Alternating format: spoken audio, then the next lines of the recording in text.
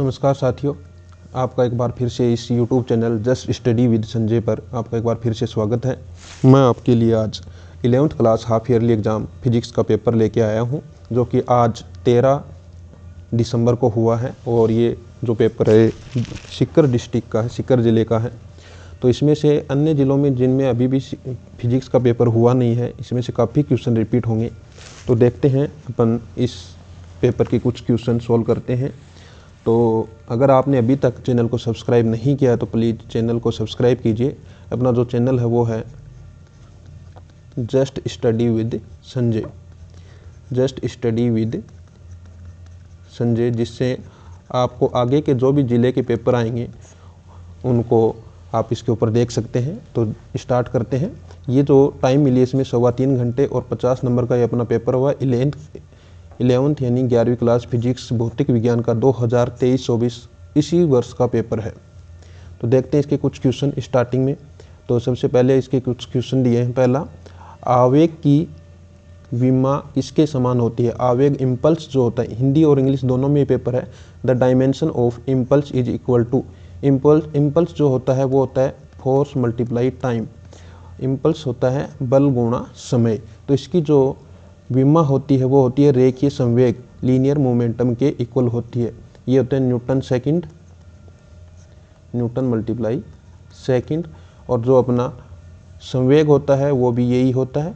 तो अपने पास आवेग संवेग एक थ्योरम भी है, प्रमेय भी है, आवेग संवेग इम्पल्स मोमेंटम थ्योरम। तो इस हिसाब से इसका आंसर होगा रेखीय संवेग, लीनियर मोमेंटम। अगला क्वेश्चन, वेग समय का जो वेग समय वक्र का जो ढाल है वो क्या बताता है? The slope of velocity time curve gives. यानी कोई भी अपने को ढाल बताता है वो बताता है वेग अपॉन समय, वेलोसिटी अपॉन टाइम, यानी आएगा इसका आंसर त्वरण आ जाएगा, एक्सेलरेशन इसका आंसर होगा।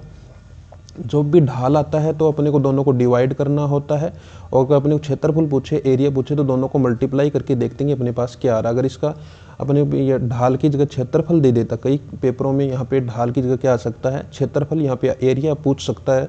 तो यहाँ पे अपना आंसर डिस्प्लेसमेंट होगा। अगर ढाल पूछे, स्लोप पूछे, तो इसका आंसर त्वरण होगा। अगला क्वेश्चन देखते हैं, 1 किलोग्राम द्रव्यमान की वस्तु का भार कितना होगा? The weight of 1 kilogram mass is. इसका जो मास होगा वो होगा 9.8 न्यूटन। यानी m की वैल्यू 1 किलोग्राम दी गई है, 1 किलोग्राम दी गई है, तो W is equal to mg होगा। तो यहाँ से अपना आंसर जो होगा 9.8 न्यूटन। तीसरा सी ऑप्शन सही होगा। प्रकृति का सबसे प्रबल बल है, the strongest force in nature is. तो स्ट्रॉन्गेस्ट फोर्स जो होता है वो होता है न्यूक्लियर फोर्स, नाभिकीय बल, इसका आंसर होगा। अभिकेंद्रीय बल का फॉर्मूला क्या है? सेंट्रीपिटल फोर्स का फॉर्मूला अपने से पूछा गया है। तो इसका जो फॉर्मूला होता है वो होता है mv² upon r, mv² upon r इसका आंसर होगा। अगला जो क्वेश्चन दिया गया अपने को, रिक्त स्थानों की पूर्ति कीजिए, fill in the blanks. Blank अपने को दिए गए हैं। तो 1 जूल के अंदर कितने अर्ग होते हैं? वो होते हैं 10⁻⁷। घर्षण गुणांक का मान, the value of coefficient of friction. Friction के अंदर कोफिशिएंट होता है, उसकी जो वैल्यू होती है वो 0 से 1 के बीच में होती है। तो इसका आंसर हो जाएगा 0 to 1। कार्य की विमा, कार्य की विमा क्या होती है? जो एनर्जी की विमा होती है वही कार्य की विमा होती है। विमा अगर पूछी जाए तो इसकी यूनिट तो होती है जूल, और एफ कार्य की W is equal to F multiply T, F की m1 L1 T-2। कार्य क्या होता है? F मल्टीप्लाई S, डिस्प्लेसमेंट यानी लेंथ। तो m1 L2 T-2। तो इसकी विमा क्या हो जाएगी? m1 L2 T-2। स्प्रिंग में संचित स्थितिज ऊर्जा, पोटेंशियल एनर्जी पूछ रहा है स्प्रिंग की 1/2 kx², जहाँ k स्प्रिंग कांस्टेंट है और x उसका डिस्प्लेसमेंट है। 7 का जो क्वेश्चन है, सत्य असत्य कथन की पहचान कीजिए, आइडेंटिफाई द ट्रू और फॉल्स स्टेटमेंट। अपने को देखना है कि इसमें से कौन सही है। एक अश्व शक्ति 1 HP की जो वैल्यू होती है 746 वाट, सही बात है, ये सत्य है पहला। बल की विमा m1 L1 T-2 होती है, ये गलत है। फोर्स की जो विमा होती है वो कितनी होती है? m1 L1 T-2 होती है। यहाँ पे जो दी गई है ये क्या दी गई है? अपने को गलत दी गई है, इसलिए ये गलत है। गुरुत्वीय त्वरण g का अधिकतम मान पृथ्वी के केंद्र पर होता है। गलत बात है, पृथ्वी की सतह के ऊपर कहाँ होता है मैक्सिमम? सतह पे होता है। सतह से ऊपर जाते हैं तो कम होता है और सतह के अंदर जाते हैं तो भी कम होता है और केंद्र पे तो शून्य होता है। द्रव्यमान केंद्र वस्तु के भार हो सकता है, सही बात है, हो सकता है। पृथ्वी की सतह से पलायन वेग 11.2 किलोमीटर पर सेकंड होता है, सही है। एस्केप वेलोसिटी है वो 11.2 किलोमीटर पर सेकंड अर्थ की सरफेस पे होती है। अगला क्वेश्चन है सार्थक अंकों की संख्या लिखिए। यहाँ पे देख रहे हैं अपन कितने सार्थक अंक? 4 हैं और यहाँ पे भी 4 हैं। पावर वाले सार्थक अंक अपन काउंट नहीं करते हैं तो दोनों में 4-4 हैं। अगला क्वेश्चन है एक्सेलरेशन की डेफिनेशन अपने से पूछ रहा है। Write the definition of acceleration. Acceleration क्या होता है? Change in velocity with respect to time. समय के सापेक्ष वेग के परिवर्तन की दर त्वरण कहलाती है। A is equal to dv/dt। Unit पूछे तो मीटर पर सेकंड स्क्वायर। सदिश योग का त्रिभुज योग नियम, triangle law of vector addition. इसके अंदर क्या होता है? अपने पास कोई दो वेक्टर होते हैं, ए वेक्टर और कोई दूसरा बी वेक्टर। ये दोनों सेम ऑर्डर में क्रमागत किसी त्रिभुज की दो साइड को व्यक्त करते हैं तो इसकी जो रिजल्टेंट वेक्टर होता है वो त्रिभुज की ट्रायंगल की तीसरी साइड बताती है और ऑपोजिट डायरेक्शन में होता है। गति के तृतीय नियम का कथन लिखिए। तीसरा जो रूल है वो है क्रिया प्रतिक्रिया, action reaction force, action reaction law. इसके अंदर क्या होता है कि एवरी एक्शन, जो भी क्रिया है उसके ऑपोजिट और इक्वल एक रिएक्शन होती है, प्रतिक्रिया बल लगता है। ये क्या है? गति का तीसरा लॉ है। नेक्स्ट क्वेश्चन, रेखीय संवेग संरक्षण का नियम लिखिए। रेखीय संवेग संरक्षण, लीनियर मोमेंट ऑफ कंजर्वेशन। इसमें क्या होता है? अगर अपन किसी भी पार्टिकल है, जो भी अपने पास सिस्टम है, उसके ऊपर एक्सटर्नल फोर्स नहीं लगा रहे हैं, एफ एक्सटर्नल की इक्वल वैल्यू इक्वल टू 0 है तो dp equal dt equal to होता है 0। यानी कि अगर किसी भी सिस्टम के ऊपर निकाय पर अपन बाह्य फोर्स नहीं लगाते हैं तो उसका रेखीय संवेग क्या रहता है? संरक्षित रहता है। p क्या रहता है? कांस्टेंट रहता है।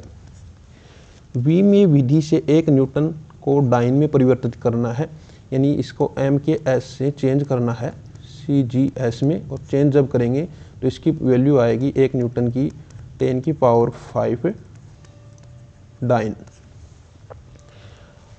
अपने पास है गति के प्रथम और द्वितीय समीकरण को व्युत्पन्न करना है, यानी drive first and second equation of motion अपने को लिखनी है। अपने पास जो इक्वेशन है, एक तो अपने को v is equal to u plus a t निकालनी है, दो तरीके से निकालते हैं, और दूसरी है h is equal to u t plus half a t square. ये दोनों इक्वेशन अपने को इसमें निकालनी है। अगला क्वेश्चन देखते हैं। एक कार विरामावस्था से प्रारंभ, यानी u की वैल्यू अपने को दी गई है 0।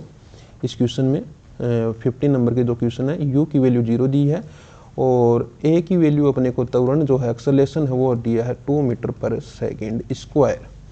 t की वैल्यू दे रखी है 10 सेकेंड और पूछ रहा है फाइनल वेलोसिटी क्या होगी। तो v is equal to u plus a t first equation से, u की वैल्यू 0 प्लस a की वैल्यू 2, t की वैल्यू 10, तो v इज इक्वल टू आ गया 20 मीटर पर सेकेंड। तो इसका आंसर हो जाएगा 20 मीटर पर सेकेंड। अगला क्वेश्चन है सदिश दे रखा है, वेक्टर दे रखा है 3i-2j प्लस 5k हो तो सदिश a का परिणाम और इसकी दिशा में एकांक सदिश ज्ञात कीजिए। तो इसके लिए एक तो अपने को इसका मैग्नीट्यूड निकालना है, तो a का मैग्नीट्यूड निकालेंगे तो कैसे निकालते हैं? x का स्क्वायर यानी 3 का स्क्वायर 9 प्लस y का स्क्वायर माइनस 2 का स्क्वायर 4 प्लस 5 का स्क्वायर 25। कितना हो जाएगा? 9 और 4 13 और ये 38, अंडर रूट में 38 आ जाएगा। तो ये तो इसका मैग्नीट्यूड आ गया है, और इसका अगर अपने को यूनिट वेक्टर निकालना है तो अपने ए वेक्टर में किससे डिवाइड कर देंगे? रूट 38 से अगर डिवाइड कर देते हैं तो इसका आंसर आ जाएगा। समतल वर्ताकार सड़क पर वाहन की सुरक्षित चाल का व्यंजक अपने को फाइंड आउट करना। समतल सड़क वाला ही दिया है अपने को, v इक्वल टू क्या आता है? म्यू आर जी यहाँ पे आता है, वो अपने को इसका फाइंड आउट करना है। कार्य ऊर्जा प्रमेय कथन लिखकर सत्यापित करनी है। अपने को कार्य ऊर्जा की प्रमेय जो है, यानी जितना काइनेटिक एनर्जी में फर्क आता है अंतर होता है वो सारी की सारी कहाँ आ जाती है, कार्य में आ जाती है। ये अपने को इसमें प्रदर्शित करना है। डेल के इज इक्वल टू क्या होता है, डब्लू। अगला है यहाँ पे रेखीय वेग और कोणीय वेग में संबंध v is equal to r omega, ये अपने को इसमें निकालना है। प्रक्षेपी गति किसे कहते हैं, जब किसी एंगल से कोण बनाते हुए फेंकते हैं तो जो मोशन होती है उसको क्या बोलते हैं, प्रक्षेपी गति कहते हैं। प्रक्षेपी का पथ, ट्रैजेक्टरी निकालनी है और उसकी मैक्सिमम हाइट। इनके क्वेश्चन, जो भी क्वेश्चन है 20 नंबर का क्वेश्चन है, इसका वीडियो अपने चैनल पे पड़ा है, आप जाके देख सकते हैं। प्रक्षेपी प्रोजेक्टाइल मोशन के नाम से है। दो सदिश पी व क्यू परस्पर इंपॉर्टेंट क्वेश्चन है, फाइनल एग्जाम में भी आ सकता है। थीटा कोण पे हैं तो परिणामी सदिश का परिणाम और दिशा अपने को ज्ञात करनी है। तो अपन मान लेते हैं आर इज इक्वल टू निकालना है, तो अपने जो आंसर आएगा P square plus Q square plus 2pq cos theta, यहाँ पे आंसर आता है। प्रत्यास्थ टक्कर किसे कहते हैं, ऐसी टक्कर जिसके अंदर क्या होता है, एनर्जी का लॉस नहीं होता। मोमेंटम तो हर टक्कर में कंजर्व रहता है, संरक्षित रहता है, लेकिन अगर संवेग के साथ साथ अगर गतिज ऊर्जा भी संरक्षित रहती है तो प्रत्यास्थ टक्कर होती है। यहाँ पे अपने पास m1 और m2 के दो द्रव्यमान u1 u2 वेग से चलते हैं और इसके बाद अपने को v1 और v2 इनकी वेलोसिटी, टक्कर के बाद वेलोसिटी निकालनी है। तो सबसे पहले तो इसमें अपन संवेग संरक्षण करेंगे और उसके बाद अपन कर देंगे गतिज ऊर्जा संरक्षण और वहाँ से v1 और v2 की वैल्यू निकालेंगे। आगे के भी इसमें क्वेश्चन दिए गए। यांत्रिक ऊर्जा संरक्षण का नियम और सिद्ध कीजिए, मुक्त रूप से गिरते हुए पिंड की कुल यांत्रिक ऊर्जा सदैव संरक्षित रहती है, यानी गतिज ऊर्जा plus potential energy, kinetic is equal to total energy. ये हमेशा क्या रहती है, हर जगह पे सेम आएगी। ये अपने को इसमें दिखाना है। गुरुत्वीय त्वरण g के मान में पृथ्वी की सतह से ऊंचाई के साथ तथा गहराई के साथ परिवर्तन का संबंध पूछा गया है। गुरुत्वाकर्षण का सार्वत्रिक नियम, गुरुत्वाकर्षण का सार्वत्रिक नियम है कि जो भी फोर्स है वो दोनों पिंड जो होते हैं, दो मास हैं m1 m2 के प्रोपोर्शनल होता है, r स्क्वायर के इन्वर्सली प्रोपोर्शनल होता है। और जब इसको हटाते हैं तो एक यहाँ पे आ जाता है g m1 m2 upon r square. g क्या है, सार्वत्रिक नियतांक है। इस प्रकार इसको करेंगे। केपलर के ग्रहों की गति के प्रथम द्वितीय तृतीय नियम, केपलर के 3 रूल हैं, 3 जो लॉ हैं उनको इसमें लिखना है।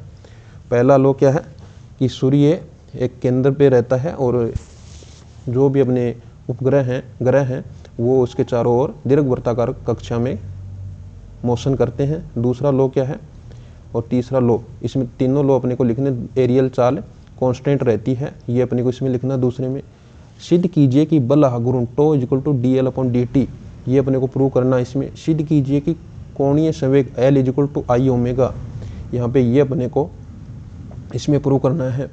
और लास्ट क्वेश्चन से पहले अगर आपने अभी तक चैनल को सब्सक्राइब नहीं किया तो प्लीज़ चैनल को सब्सक्राइब कीजिए, ज़्यादा से ज़्यादा दोस्तों के साथ शेयर कीजिए। अपना चैनल है जस्ट स्टडी विद संजय। तो लास्ट क्वेश्चन और देख लेते हैं, भी 1-2 क्वेश्चन और हैं। कोणीय संवेग किसे कहते हैं, इसका मात्रक और विमा लिखनी है। कोणीय संवेग किसे कहते हैं, L इज इक्वल टू क्या होता है, mvr, ये होता है। इसका मात्रक क्या होगा ये अपने को बताना है और इसकी विमा भी अपने को फाइंड आउट करनी है। अगला है कोणीय संवेग संरक्षण का नियम लिखिए और एक उदाहरण देके अपने को इसको समझाना है। तो यहाँ पे इस प्रकार अपन ने पेपर देखा है। अन्य जिलों में भी इसमें से बहुत सारे क्वेश्चन रिपीट होंगे, अतः आप इसे ध्यान से पढ़ें और ऐसे ही क्वेश्चन आएंगे। और ज़्यादा से ज़्यादा चैनल को शेयर कीजिए, सब्सक्राइब कीजिए। Thank you for watching my video. Thank you.